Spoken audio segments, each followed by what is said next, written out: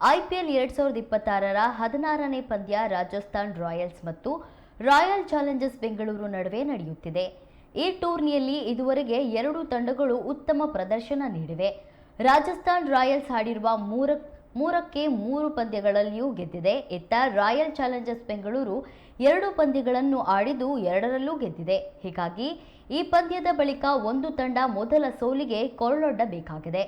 ಇತ್ತ ವಿಜೇತ ತಂಡ ಪಾಯಿಂಟ್ ಪಟ್ಟಿಯಲ್ಲಿ ಅಗ್ರಸ್ಥಾನ ಪಡೆಯಲಿದೆ. ಆದ್ದರಿಂದ ಉಭಯ ತಂಡಗಳ ನಡುವೆ ಜಿದ್ದಾಜಿದ್ದಿನ ಕಾಳಗವನ್ನ ನಿರೀಕ್ಷಿಸಲಾಗಿದೆ. ಈ ಪಂದ್ಯವು ರಾಜಸ್ಥಾನ್ ರಾಯಲ್ಸ್ನ ತವರು ಮೈದಾನವಾದ ಗುವಾಹಟಿಯ ಬರ್ಸಪರ ಕ್ರಿಕೆಟ್ ಕ್ರೀಡಾಂಗಣದಲ್ಲಿ ನಡೆಯಲಿದೆ. ಕಳೆದ ಪಂದ್ಯದಲ್ಲಿ ರಾಜಸ್ಥಾನ್ ಅದೇ ಮೈದಾನದಲ್ಲಿ ಮುಂಬೈ ಇಂಡಿಯನ್ಸ್ ತಂಡವನ್ನು 27 ರನ್ಗಳಿಂದ ಸೋಲಿಸಿತ್ತು. ಈಗ ರಾಯಲ್ ಚಾಲೆಂಜರ್ಸ್ ಬೆಂಗಳೂರು ಸವಾಲನ್ನು ಎದುರಿಸಲಿದೆ.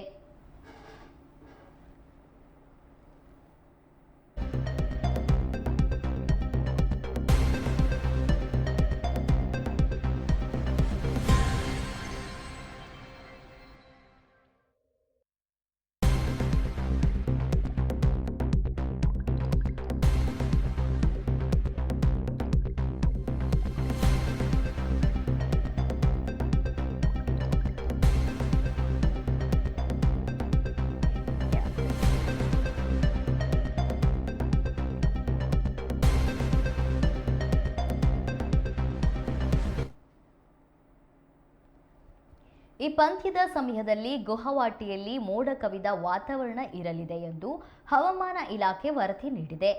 ಅಕ್ಯುವೆದರ್ ಪ್ರಕಾರ ಶುಕ್ರವಾರ ಗುವಾಹಟಿಯಲ್ಲಿ ಮಳೆಯಾಗುವ ಸಾಧ್ಯತೆ 56% ಇದೆ. ಹೀಗಾಗಿ ಮಳೆಯು ಪಂದ್ಯದಲ್ಲಿ ಪ್ರಮುಖ ಪಾತ್ರ ವಹಿಸಲಿದ್ದು ಪಂದ್ಯಕ್ಕೆ ಅಡ್ಡಿಯಾಗಬಹುದು. ಐಪಿಎಲ್ನಲ್ಲಿ ಇದುವರೆಗೆ ರಾಜಸ್ಥಾನ ರಾಯಲ್ಸ್ ಮತ್ತು ಆರ್ಸಿಬಿ ನಡುವೆ 34 ಪಂದ್ಯಗಳು ನಡೆದಿವೆ.